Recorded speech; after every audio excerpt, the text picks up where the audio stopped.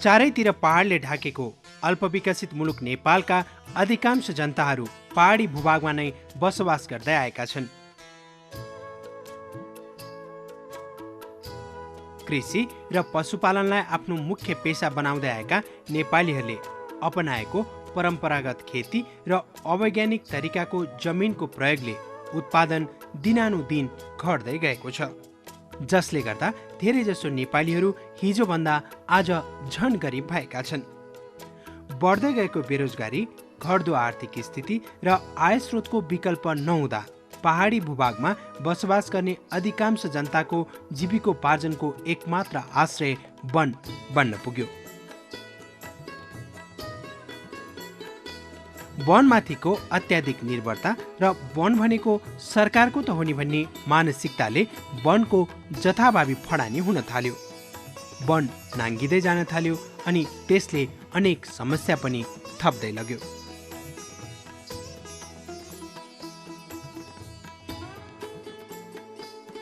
सरकारले वनको संरक्षण गर्दै त्यसबाट जीविकोपार्जन समेत हुन सक्ने उपायको खोजी गर्न थाल्यो। किन सरकारी वन समुदायकै जिम्मामा नदिने त? सरकारको हो भन्नुभन्दा पनि यो हाम्रो हो र यसले हामीलाई नै फाइदा दिन्छ भन्ने भावना जनतामा किन नजगाउने? सरकारले 2045 सालको वन विकास गुरु योजनासँगै वन क्षेत्रको संरक्षण, सम्वर्धन तथा सदुपयोग गर्न वन क्षेत्र समुदायलाई हस्तान्तरण गर्न सुरु गर्यो अनि सुरु भयो सामुदायिक वनको सफलताको कथा।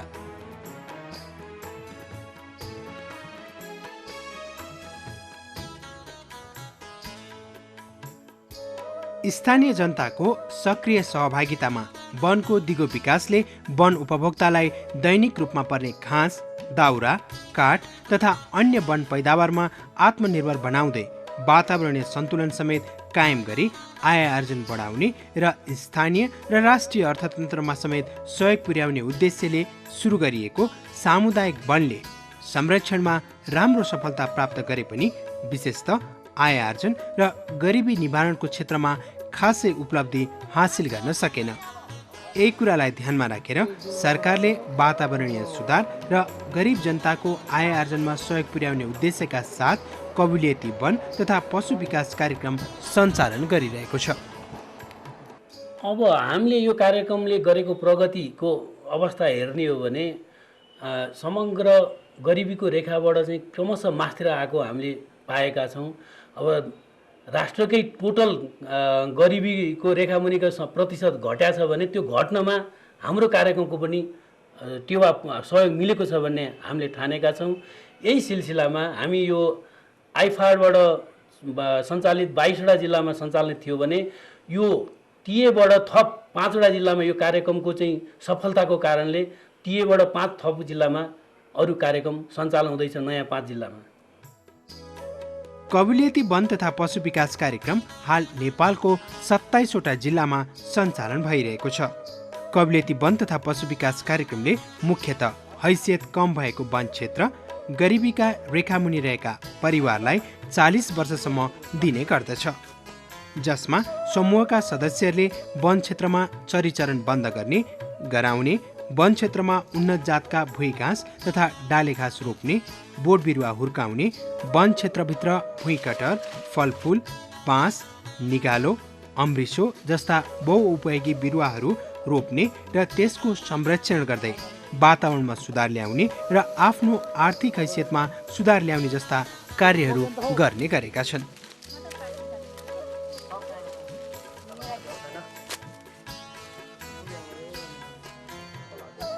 यो सिन्धुपाल्चोक जिल्लाको इर्खु गाउँ विकास समिति हो। यहाँ अहिले 10वटा कबुलियती वन जिल्ला वन कार्यालयले समुदायलाई हस्तान्तरण गरेको छ।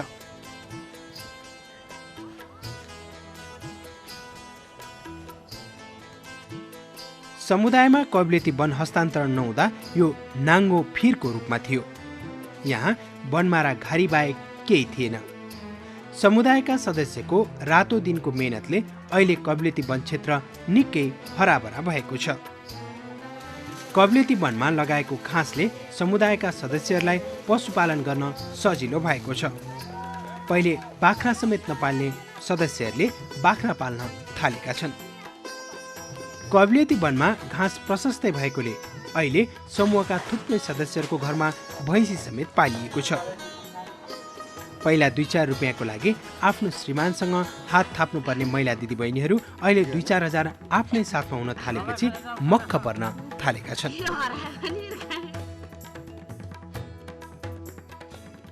पहिला चाहिँ हामीलाई एकदम गाह्रो थियो। घरमा अब यसो ढोकाबाट कतै दैलोबाट बाहिर खुट्टा लिएर गएपछि अब यो मैला काम लाग्दैन पनि भन्ने कुराहरू पनि राख्नुहुन्थ्यो पुरुषहरूले सर। अनि अहिले चाहिँ अब हामीले कबलियती 59-60 सालमा हाम्रो कबलियती आयो, सरहरू आउनुभयो, कबलियती दिनुभयो।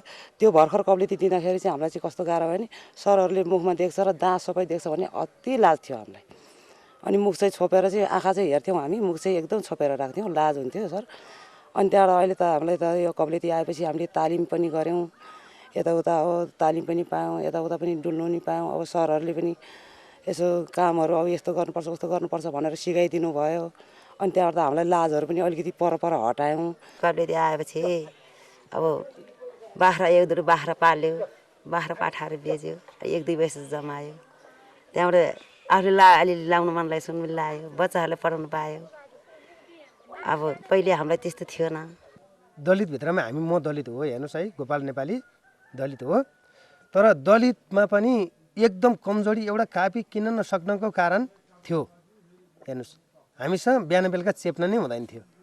भनेपछि कबलियतीबाट अलिकति थोरै आयशोधन भेट्टाउँ, त्यस कारणबाट त्यहाँ जोडबल लाग्दै गयो। र अनि जिल्ला विकासले हजुरहरूले पनि हेरिदिनु भयो र हामीलाई अहिले बच्चा पढाउन पनि फ्री छ। हेर्नुहोस्, 7 जना स्कुल जान्छन् मेरो आफ्नैको। हेर्नुहोस् है, 8वटा बच्चा, 7 जना स्कुल जान्छन् र पनि म कहाँ अहिले राम्रो भइरहेछ। यो कबलियत बन्न आएर चाहिँ सर हामीलाई धेरै नै राम्रो भयो। हामीलाई वन परिवार भयो सर। अनि त्यहाँबाट वन परिवार भयो, हामीलाई धेरै नै सुविस्ता भयो यो कबलियत बन्न आएर चाहिँ। उहिले हामीले एक भारी घाँस काट्नुलाई चाहिँ 12 बाथ्यो। अहिले त सरसरी गएर चाहिँ 5 मिनटमै पुग्छ। कबलियती वन तथा पशु विकास कार्यक्रमले समुदायमा ल्याएको मुख्य परिवर्तन भनेको उनीहरूमा आएको चेतना हो। पहिले गाउँघर त्यसै डुली हिँड्ने समुदायका सदस्यहरू अहिले कबलियती वनको सदस्य भएपछि कसरी आय आर्जन गर्ने भन्नपट्टि लागेका छन्। अहिले उनीहरूले कबलियती वनमा घाँस मात्र होइन, अलैँची जस्ता नगदे बाली समेत लगाएका छन्। समूहका सदस्यको लागि अहिले कबलियती वन आय आर्जन गर्ने बाटो मात्र होइन, दुःख सुख साटासाट गर्ने थलो समेत बनेको छ। सोचेर मनमा यो कबलियती वनमा आज फाइदा हुनेछ। अब खानेका जो भनेको साँचो टाउकैभरि चाया छ। दम्बै र गन्ध त्यो खेतीलाई भन्दा कबलियती वनलाई माया छ। जातिको धामा हरे राम राम कबलियती वनलाई माया छ। कबलियती वनमा लगाइएको निगालो, अमृसो र बाँसले समेत समुदायका सदस्यहरूलाई थप आय आर्जनमा सहयोग पुगेको छ। आफ्नै कबलियती वनबाट निगालो ल्यायो, डोको बुन्यो। अब सिप हुनेलाई कबलियती वनले घरैमा रोजगारीको सृजना गरिदिएको छ। डोको थुन्से मात्र होइन, अमृसोको कुचो बेचेर पनि अहिले समूहका सदस्यहरूले मनग्गे आम्दानी गरेका छन्। पहिला निकालो थिएन, अब निकालो नहुँदाखेरि अब बाहिर हिँड्थ्यो, यसो त्यसो काम गर्थ्यो, दुःख हुन्थ्यो। अब बालाबच्चा पाल्नु पनि एकदम गाह्रो समिझै थियो। अहिले कबलियती आएर चाहिँ अब निकालो बाँस अब दिएपछि चाहिँ अब अब जिजुबाजेले सिकाएको सिकाएर चाहिँ अहिले दिनको अब त्यसै 3-4 करोड बुन्छ। अब मुलीकान भनेको कुरो अब कहिले अब 90 मा पनि लान्छ, कहिले अब 60-70 मा पनि लान्छ। त्यो अनुसारबाट चाहिँ अहिले सुविस्ता भएको छ। बालाबच्चालाई पनि अब पढ्नुलाई यसो त्यसो खाइखुकर खुराकी पनि तेल मसला भुटन मासु मांस सबै खुवाइरहेछ सर।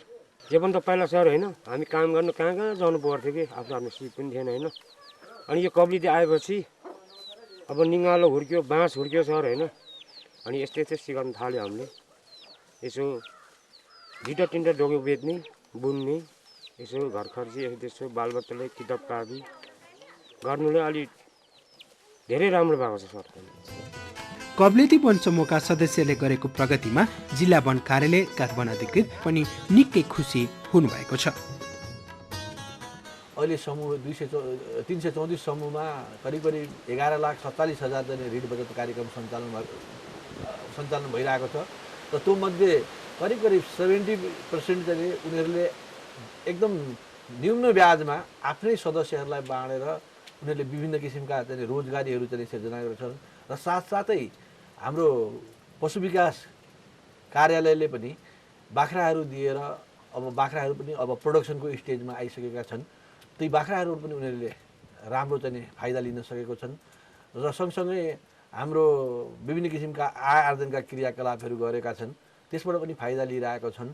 कब्लित वनको चाहिँ दुईटा उद्देश्य छ। एउटा ती गरिब किसान समूहको किसानका सदस्यहरूको आम्दानीको स्तर बढाउने र वातावरणमा सुधार गर्ने, यो चाहिँ जुम्ल्या उद्देश्य भन्छ यो कब्लित वनको। त्यो जुम्ल्या उद्देश्य अन्तर्गत हाम्रो यहाँ यो जिल्लालाई हामीले सरसर्ती हेर्दाखेरि अझ समूहको अवस्था भन्दा नि वनको अवस्था अझ व्यापकै सुधार भएको छ। ती नाङ्गा पाखाहरू अहिले कहीँ पनि छैनन्, त्यहाँ घाँस छन् अथवा प्राकृतिक रूपमा उम्रेका बिरुवाहरू छन् अथवा उनीहरूले लगाएका फलफुलको बिरुवाहरू छन् अथवा बाँस निगाले ढाकिएको छ। वातावरणको हिसाबमा वनमा साह्रै सुधार भएको छ र समग्रमा जिल्लाको चाहिँ ती किसानहरूको आर्थिक अवस्थाको सुधारलाई हेर्दाखेरि लगभग 70% समूहहरूको 70%भन्दा बढी समूहहरूको चाहिँ आर्थिक अवस्थामा सुधार भएको छ। मैले बिहान मात्रै पनि सोधेको थिएँ, एउटा दुधको क्यान किन्नको लागि समेत पनि दुनियाँ ठाउँमा पैसा ऋण लिएर आएर क्यान किन्नु परेको थियो। एकजना व्यक्तिबाट सुरु भएको थियो भने अहिले हामीसँग चाहिँ 5-6वटा क्यान छ। भनेपछि अब दुग्ध सहकारी संस्था पनि यिनीहरूले गठन गरे। अहिले आएर स्पष्ट कब्लित वनकै सदस्यहरू मार्फतद्वारा नयाँ एउटा बचत तथा ऋण सहकारी संस्था लिमिटेड भनेर त्यो पनि दर्ता हुन आएको छ। यसमा लगभग 5 लाखसम्मको रकम जम्मा भइसकेको छ। यसबाट ऋण प्रवाह गरेर गरिबीको रेखामुनि भएकालाई चाहिँ उत्थान गर्दै लैजाने उनीहरूको विधानमा त्यस्तो किसिमको कार्यक्रम पनि तय भइरहेछ। त्यसले गर्दाखेरि यसबाट असन्तुष्ट भन्न मिल्दैन, सन्तुष्ट छन्। कब्लियती वन तथा पशु विकास कार्यक्रमको अर्को सबल पक्ष भनेको पशुधनको विकास पनि हो।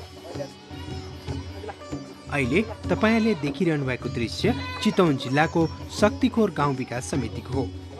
शक्तिखोर गाउँ विकास समिति अहिले बाख्रा पालन र अमृतसरको लागि निकै प्रख्यात भएको छ।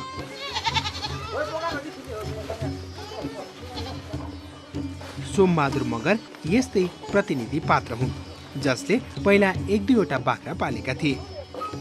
आफ्नो गाउँमा कब्लियती वन तथा पशु विकास कार्यक्रम लागू भएपछि यिनले कब्लियती वन तथा पशु विकास कार्यक्रमबाट 2वटा बाख्रा र उन्नत घाँसका बिउहरू पाए।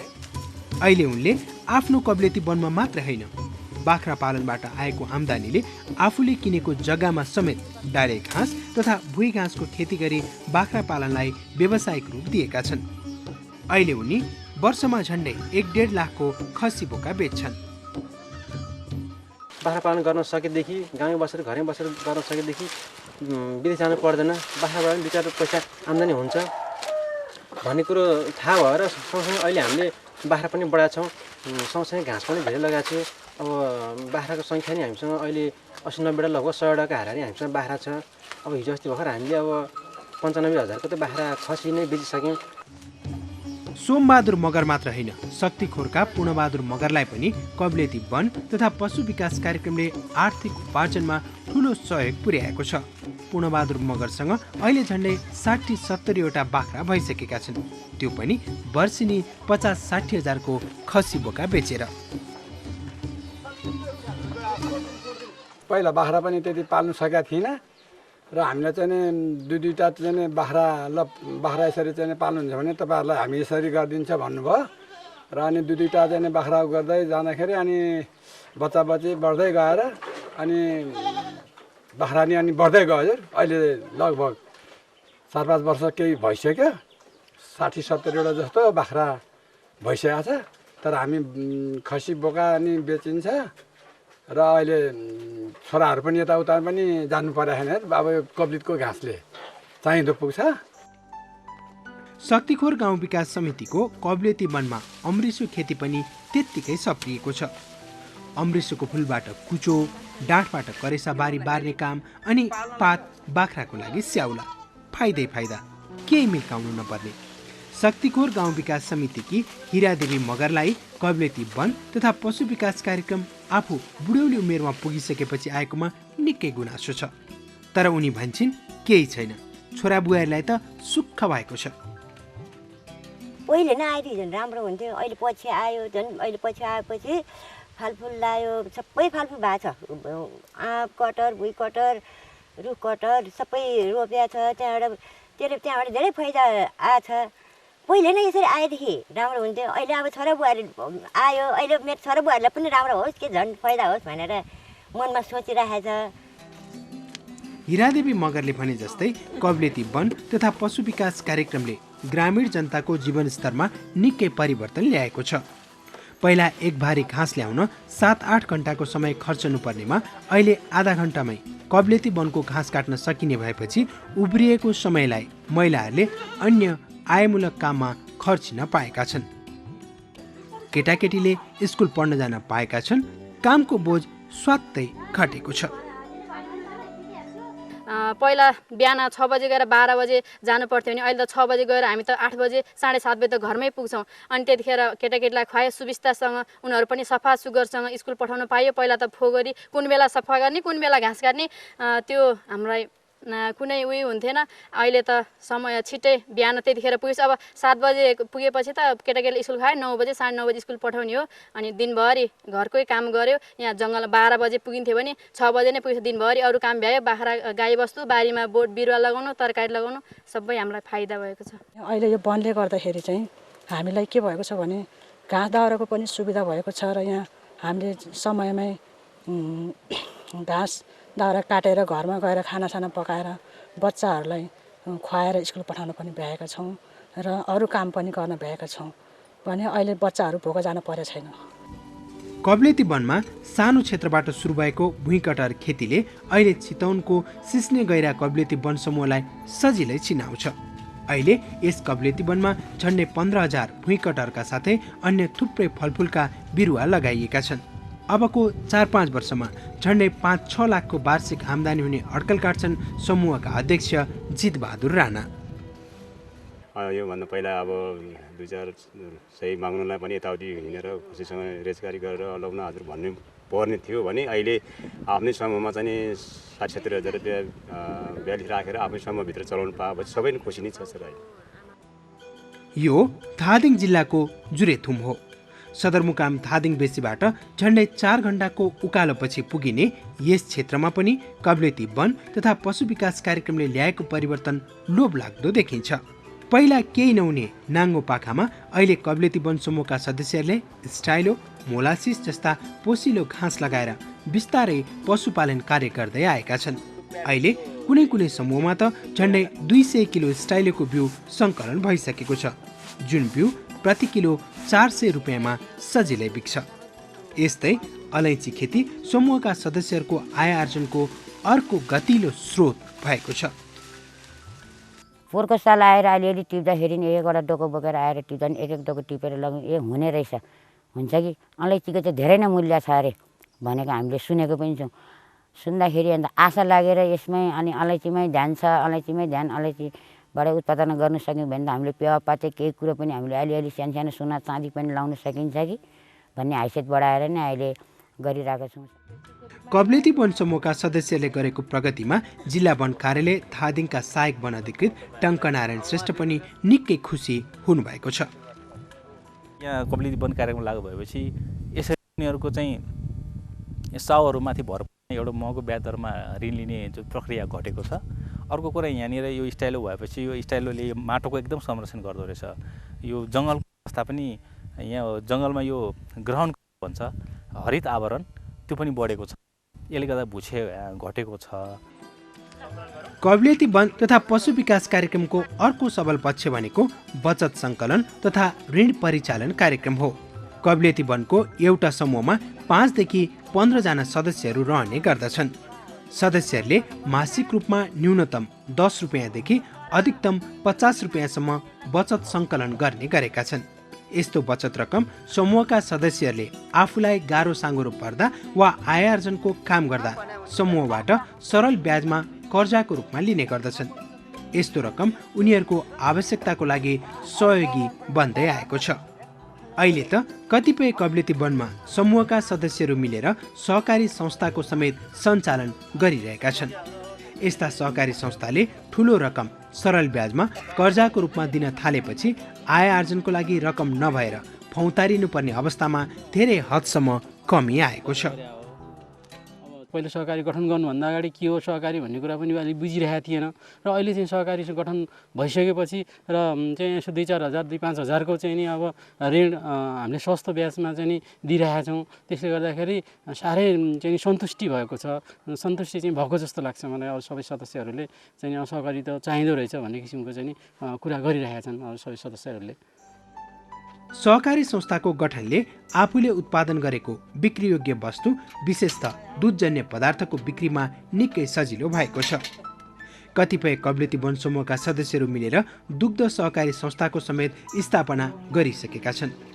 पहिला घरायसी उपयोगमा त्यत्तिकै सकिने दुधले अहिले मासिक रूपमा झन्डै 1.5-2 लाख रुपियाँ गाउँमा भित्र्याउन थालिसकेको छ। पहिला हाम्रो यहाँ सहकारी थिएन, दुध बेच्ने ठाउँ पाउँदैन थियो होइन। हामीले सहकारी खोलेपछि यहाँ धेरै कृषकहरू फाइदाजनक उत्सुक भएको छ। भइसकेपछि हामीले महिनामा 1.5-2 लाख रुपियाँको दुध बेच्ने सहकारी खोलिसकेपछि 1.5-2 लाखको चाहिँ दुध बेच्ने गरेको सकेका छौँ, सक्षम भएको छौँ। दुध बेच्ने ठाउँ पनि पाएको छ हामीले र अहिले सदस्यहरू एकदम फाइदाजनक उत्सव हुनुभएको छ सर। कबलियती वन तथा पशु विकास कार्यक्रमले खोरिया फडानी हुने क्षेत्रमा खोरिया सुधार कार्यक्रम समेत सञ्चालन गरेको छ। चितवन जिल्लाको 2 किलो भनिने यस ठाउँमा पहिला यस खोरियाका धनीले मास लगाउँथे। आम्दानी सधैँ नगण्य अनि ढुङ्गा लडेर सधैँ मरिने त्राई। कबलियती वन तथा पशु विकास कार्यक्रमले यहाँ खोरिया सुधार कार्यक्रम ल्याएपछि खोरियाका धनी सन्तबहादुर चेपाङले अहिले यहाँ कार्यक्रमले उपलब्ध गराएको केरा, भुइँकटर जस्ता फलफुलका बिरुवा लगाएका छन्।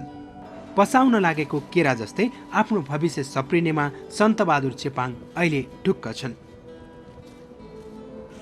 पहिला एकदम पटकर गरेर गएको थियो, यसो मायामा राखे सर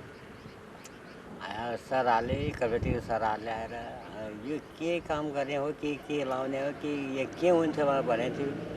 हामीले आएर एक दिन फाँडेर मास छारे सर मास छारेर यस्तोमा के हुन्छ भनेर यस्तोमा यो यस्तो लाए, केरा लाए, घाँस पात लाए, माटो थमिन्छ, राम्रो हुन्छ, माटो बेर जान्न भनेर सरहरूले सिकाएर हामीले यो काम गरेर सिकाएर यो हार्किया लाउने, घाँस लाउने, लाउने, कता लाउने सरहरूले ल्याएर दियो।